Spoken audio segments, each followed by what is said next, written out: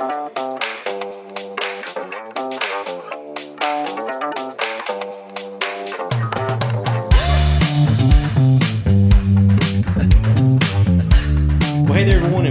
the No Grow Go podcast. I'm Matt Jordan. I'm the senior pastor here at First Methodist Church Enterprise, and I'm so grateful that you all have joined us today.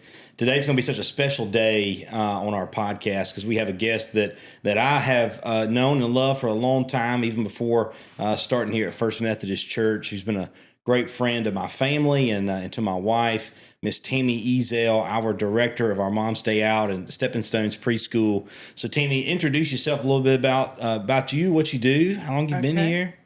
I'm Tammy Ezel. I'm the Mom's Day Out Stepping Stones Preschool director here at First Methodist Church. I attended Troy State University.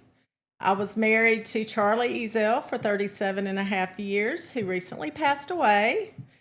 We have two children, Chase and Mary Catherine, and two fun-loving grandchildren, Anna Claire and Olivia.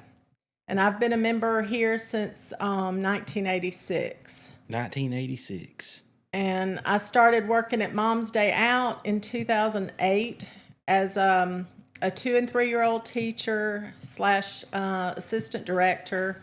And then in 2013, I became the director of our program.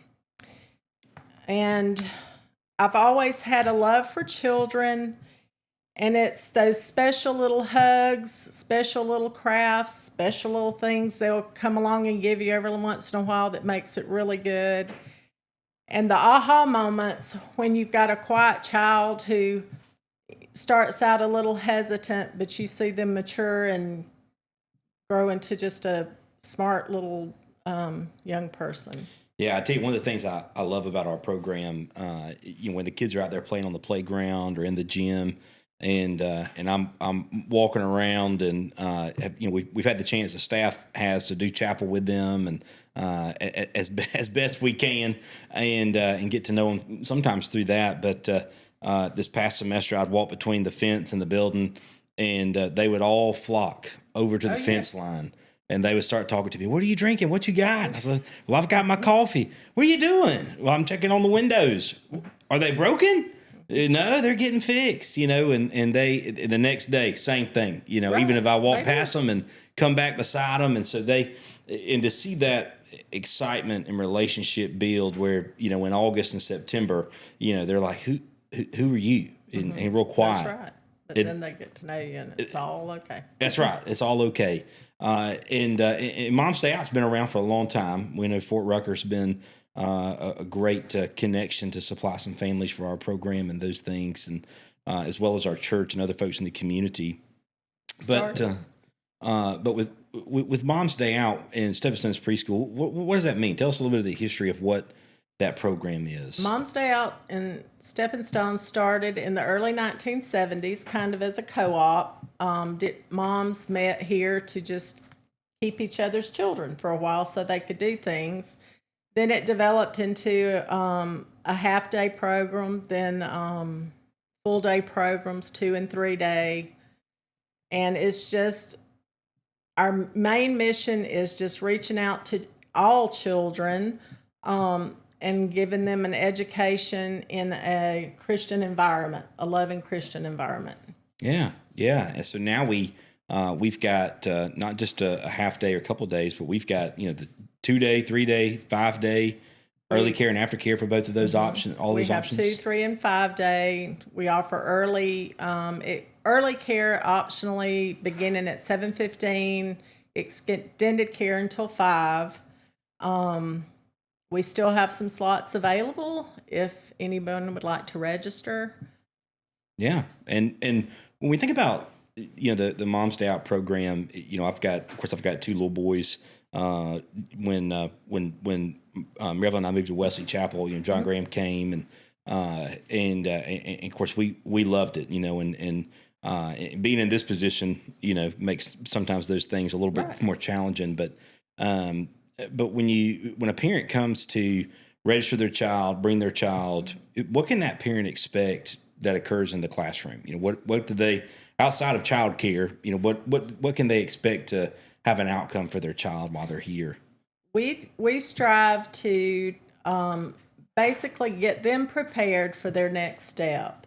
Each year, a daily. They learn numbers, colors, letters, numbers, manners. They're introduced to a monthly Bible verse. They're also introduced to the Lord's Prayer, the 23rd Psalm. We have chapel weekly. We use core knowledge for our 3 and 4 year olds, and then a Kids Sparks curriculum for our 3 and under, 2 and under. Yeah. Okay. Great. And when I think that some of those unique parts of our program too is it's not just the content, right, but the safety of the children. Right. We have 2 teachers in every classroom, and that's always something that stands out when we give them a tour of the facility. And as we're telling them, they'll say how many teachers, and it's always 2, and that really, you don't get that everywhere. Yeah, and you really don't, and I think that that's a unique part of our program, as well as the options that we have, right? I mean, when you think about daycare and you think about a church daycare like Mom's Day Out and Stepping Stones, a lot of those things are different, right? You've got a daycare that goes year round, right, that operates only as that. Like we go to Bubbling Babies, and of course it's it's a year round, totally different schedule. But you don't get the Christian education part of that. And I think the other side too, when you look at church daycares, a lot of times they're only open Monday through Thursday. Right. They're not open all day. They close about 2:30 or so, or right, that's their extended option. And so us being able to have that opportunity, I know, is a huge benefit to a lot of folks that work. And in today's economy, I don't know how families can make it without both people working. So that's a huge benefit. But I think the other part of that is the confidence that your child is in a safe environment, and having 2 teachers per class is a huge help with that. And I think a huge help as well when you think you got 2 teachers in a class and little Johnny's got to go to the potty. Well, if you've got to go across the hall or whatever that is to go and take him at a time when the whole class doesn't go, then you've got another teacher that can watch the class. You don't have to pull somebody from somewhere else. If somebody's changing diapers and their back's turned, right, you've got someone else who's engaged with the kids. That's right. That's a huge part of that safety. Also, we have all of our teachers have criminal background checks. They're all CPR, first aid certified. Mm-hmm. And we also, on our campus, we have a security fob system, which that allows no one without clearance to be in the building. Yeah. And that's another strong, which I think it's a huge positive. If you ever spend any time downtown, it's pretty easy to see how much foot traffic occurs. And a lot of that's folks shopping. Some of that is folks using their feet as their way of transportation. Right. Other times it's folks maybe up to no good. And with the campus like ours, I can't count the amount of times I've before we got that system a few years ago, walking through and somebody opening the door and saying, "Hey, am I in the church office?" Right. Well, no, sir. You were in the sanctuary. Right. You were far away from the church office. Right. And so with that system, it helps. And I think it also gives that security to parents as well, to know that whoever comes to pick up their child, whether it be their individual child or another child in the class, they've got the confidence that they're supposed to be there. Right. Absolutely. Which is a huge part.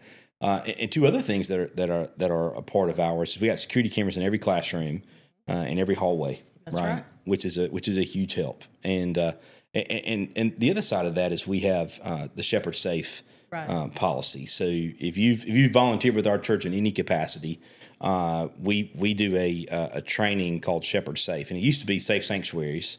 We're United Methodists, and they require that for us, and it's the same policy. But you got to have 2 unrelated adults in a class. You can't be alone in a room full of children. There's certain ratios you got to stay within. All of those things, because protecting our children is of utmost importance. Tell us a little bit about some of the fun things that happen at Mom's Day Out? So we usually start off the year with our Thanksgiving program and feast. We have a nativity play. We offer donuts for Dad, muffins for Mom. We have safety day. Due to the hours we have and have so many children that stay for extended care, we don't go off campus for field trips, but we just try to bring them here. Like safety day, we usually have some kind of farm day where we get someone to bring in some animals. We have chapel once a week. The 3-year-olds get to walk to the public library for a story time craft once a week. Trunk or treat, And we take our 3s and 4s to Appling Farms usually for a pumpkin day. We do so many things. I think I'm leaving something out, but and you may be, and that's probably just a testament to all the fun things that we do. One thing that some folks may not be aware of, but we're trying to make everyone aware of, is the new Children's Ministry Center. Yes, that's being built. That's going to be wonderful. Yeah, we're so excited for it, and ready to see some ground move. I think we're getting a lot closer, but. You look at our building, it's renovated Sunday school classes that we're utilizing, and due to a lot of things, right? Growth of the program, changing of the culture, the age of our space. There's a lot of needs for that new space. And what are some of the things in that new space that you think will be most exciting for parents? Well, one thing to have access to bathrooms. Is a biggie for a lot of parents, because that's one thing they want to tour when they come, is to see where they're going to be going. Having more access to like sensory rooms. We're limited on space due to different fire codes and everything because of our building. Just more growth as far as can house more children. Mm-hmm. We're limited on space where we are. It's just going to be a really exciting time. One of the things I'm really excited about in that space too is not just the bathrooms, because I've got a 3-year-old that's just learned potty trained, and that's a huge, when he's got to go. But it's also the chapel area, that multi-purpose space in the back. I think that's going to be such a great space. Right now our kids come into the sanctuary. Mm-hmm. And it's cute to see their little feet dangle on the pews, and but it'll be good for their size. Yeah, their own space. It'll be for their size, with their space. It'll be designed with kids in mind. It'll have access to the TVs and things for kids' worship videos. I think it'll be a great space to even enhance what we do with Chapel Now. And I think it'll be great. The other part of that too, I think is great, is the security that's a part of that building as well, where now we have the security system, we got the mag lock where you can't get in without a fob, but due to our building and the access points and things, there's 3 or 4 different places a parent can walk in, where this will be one entrance and one exit, for them to come in and out of. But I think it's helpful when Granny comes to pick up the kids, once or twice a month, and I think it's also helpful when you've got that consistent entry and exit for every child to go through. How does a parent register? So someone's listening to this or says, "Oh my gosh, I need to send this. We're looking for a daycare. I know somebody's looking for a daycare." How can they register? Where can they go to find that? You can go online, fmce.church, and there's a link to Mom's Day Out and Stepping Stones Preschool, or you can call the church office or the Mom's Day Out office.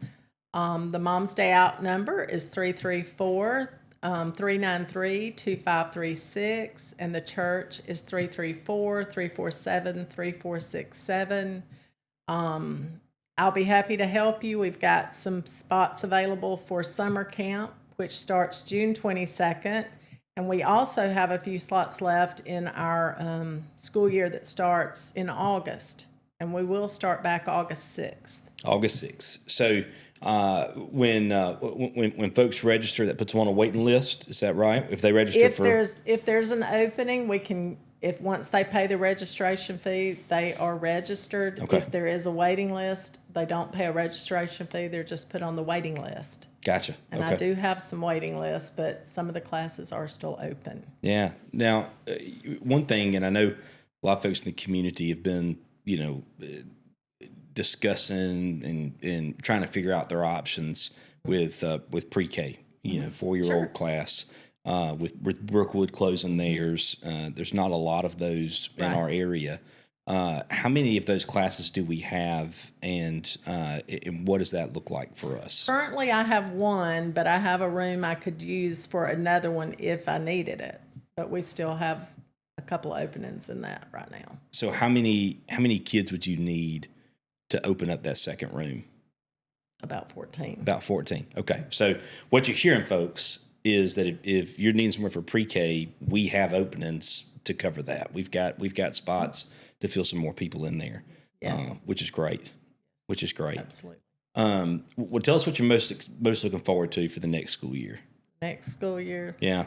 We're I know you just finished up this one. A lot of our students that graduated last year from our pre-K had been here for quite some time. So we have a lot of new students, and I'm really looking forward to doing that. We do have some plans for a sensory room. So there's just new, and just being able to even look more forward to the new building, which will be finished when?